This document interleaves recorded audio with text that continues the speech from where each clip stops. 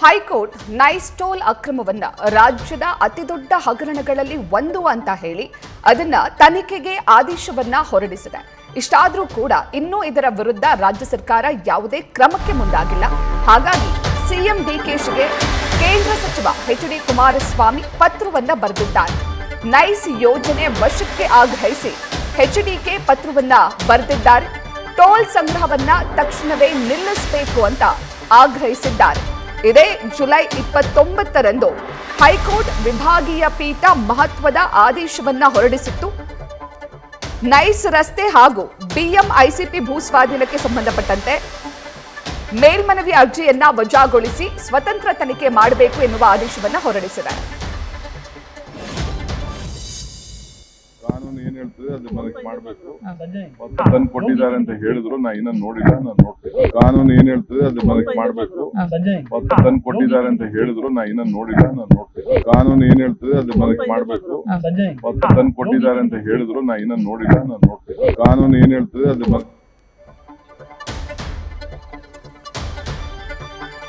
Nice ಹಾಗೂ KIADB ಸಲ್ಲಿಸಿದಂತಹ ಮೇಲ್ಮನವಿ ಅರ್ಜಿಗಳನ್ನು ಹೈಕೋರ್ಟ್ ವಿಭಾಗೀಯ ಪೀಠ ವಜಾಗೊಳಿಸಿತ್ತು. ರೈತರ ಭೂಮಿ ಸ್ವಾಧೀನ ಪ್ರಕ್ರಿಯೆಯನ್ನ ರದ್ದುಪಡಿಸಿದ ಆದೇಶವನ್ನ ಎತ್ತಿ ಹಿಡಿದಿತ್ತು.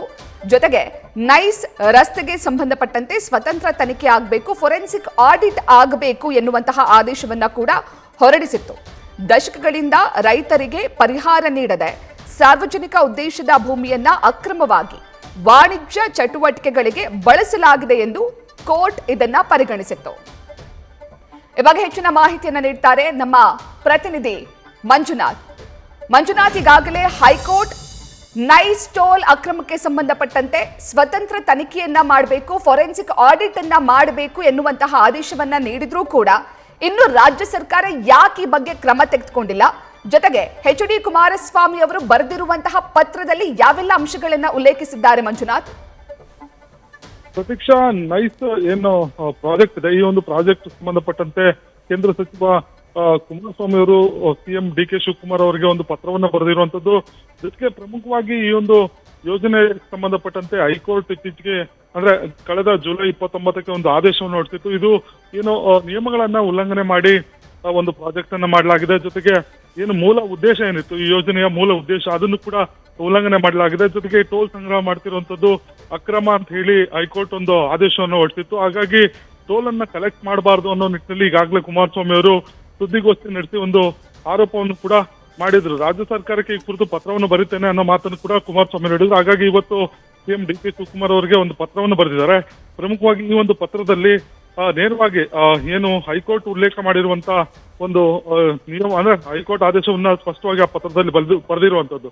ಏನು ಕಳೆದ 23 ವರ್ಷಗಳಿಂದ ಭೂಮಿಯನ್ನ ವಶಪಡಿಸಿಕೊಳ್ಳಲಾಗಿದೆ, ಆದ್ರೆ ಇಲ್ಲಿವರೆಗೂ ಕೂಡ ರೈತರಾಗಿರ್ಬೋದು, ಜೊತೆಗೆ ಭೂ ಮಾಲೀಕರಿಗೆ ಇಲ್ಲಿವರೆಗೂ ಕೂಡ ಪರಿಹಾರವನ್ನ ಕೊಟ್ಟಿಲ್ಲ. ಜೊತೆಗೆ ಇದರಿಂದ ರೈತರು ಬೀದಿ ಪಾಲಾಗಿದ್ದಾರೆ. ಜೊತೆಗೆ ಭೂ ಮಾಲೀಕರು ಕೂಡ ಇದೇ ಪರಿಸ್ಥಿತಿಯನ್ನ ಅನುಭವಿಸ್ತಾ ಇರುವಂತದ್ದು. ಜೊತೆಗೆ ಕರ್ನಾಟಕ ಹೈಕೋರ್ಟ್ ಜೊತೆಗೆ ಸುಪ್ರೀಂ ಕೋರ್ಟ್ ನಲ್ಲಿ ಹಲವು ನಿದರ್ಶನಗಳು ಈ ಒಂದು ನೈಸ್ ಪ್ರಾಜೆಕ್ಟ್ಗೆ ಸಂಬಂಧಪಟ್ಟಂತೆ ಆದೇಶಗಳಿದೆ. ಜೊತೆಗೆ ಕರ್ನಾಟಕ ವಿಧಾನಸಭೆ ಸಮಿತಿ ಜೊತೆಗೆ ಸಚಿವ ಸಂಪುಟದ ಉಪಸಮಿತಿಗಳು ಕೂಡ ಹಲವಾರು ಶಿಫಾರಸುಗಳನ್ನು ಕೂಡ ಮಾಡಿದೆ. ಅದರಲ್ಲೂ ಕೂಡ ಜಯಚಂದ್ರ ಅವರ ನೇತೃತ್ವದಲ್ಲಿ ನಡೆದಂತ ಒಂದು ಸಮಿತಿ ಏನಿತ್ತು ಹಲವು ಶಿಫಾರಸುಗಳನ್ನು ಮಾಡಿತ್ತು. ಅದು ಕೂಡ ಇಲ್ಲಿವರೆಗೂ ಕೂಡ ಸರ್ಕಾರ ಜಾರಿ ಮಾಡಿಲ್ಲ.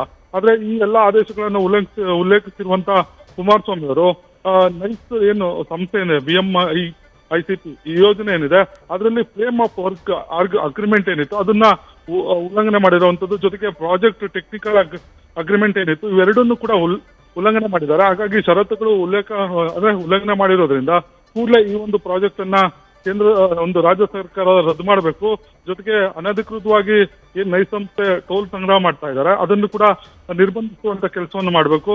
ಜೊತೆಗೆ ಸಂಸ್ಥೆಯ ಒಂದು ಏನು FNW ಮತ್ತೆ PTA ಯಲ್ಲಿ ಅಡಕವಾಗಿರುವಂತಹ ಷರತ್ತುಗಳು ನಿಬಂಧನೆಗಳನ್ನ ಏನು ನೈಸ್ ಸಂಸ್ಥೆ ಉಲ್ಲಂಘನೆ ಮಾಡಿದೆ. ಹಾಗಾಗಿ ರಾಜ್ಯದ ಜನರ ಹಿತದೃಷ್ಟಿಯಿಂದ ಈ ಒಂದು ಪ್ರಾಜೆಕ್ಟ್ ಅನ್ನ ಕಂಪ್ಲೀಟ್ ಆಗಿ ರದ್ದು ಮಾಡಿ ನೈಸ್ ಟೋಲ್ ಸಂಗ್ರಹವನ್ನ ಕೂಡಲೇ ಒಂದು ರದ್ದು ಮಾಡಬೇಕು. ಜೊತೆಗೆ ಇದಕ್ಕೆ ಬೇಕಾದಂತ ಕ್ರಮಗಳನ್ನ ತೆಗೆದುಕೊಳ್ಬೇಕು ಅನ್ನೋ ನಿಟ್ಟಿನಲ್ಲಿ ಕೇಂದ್ರ ಸಚಿವ ಕುಮಾರಸ್ವಾಮಿ ಅವರು ಅಂದ್ರೆ ಸಿಎಂ ಡಿ.ಕೆ. ಶಿವಕುಮಾರ್ ಅವರಿಗೆ ಆಗ್ರಹ ಮಾಡಿರುವಂತದ್ದು. ಆ ಮುಖಾಂತರ ಏನು ಈ ಒಂದು ನೈಸ್ ಟೋಲ್ ಸಂಗ್ರಹ ಮಾಡ್ತದೆ ಅದಕ್ಕೆ ಬ್ರೇಕ್ ಹಾಕೋ ನಿಟ್ಟಿನಲ್ಲಿ ರಾಜ್ಯ ಸರ್ಕಾರ ಕ್ರಮ ತೆಗೆದುಕೊಳ್ಬೇಕು ಅನ್ನೋದು ಕುಮಾರಸ್ವಾಮಿ ಅವರು ಆಗ್ರಹ ಆಗಿರುವಂತದ್ದು. ಪ್ರತೀಕ್ಷಾ, ಥ್ಯಾಂಕ್ ಯು ಮಂಜುನಾಥ್ ತಮ್ಮೆಲ್ಲ ಡೀಟೇಲ್ಸ್ಗೆ. ನ್ಯೂಸ್ ಫಸ್ಟ್ ನಿರ್ಭೀತಿಯಿಂದ ನಿಮ್ಮ ಪರವಾಗಿ.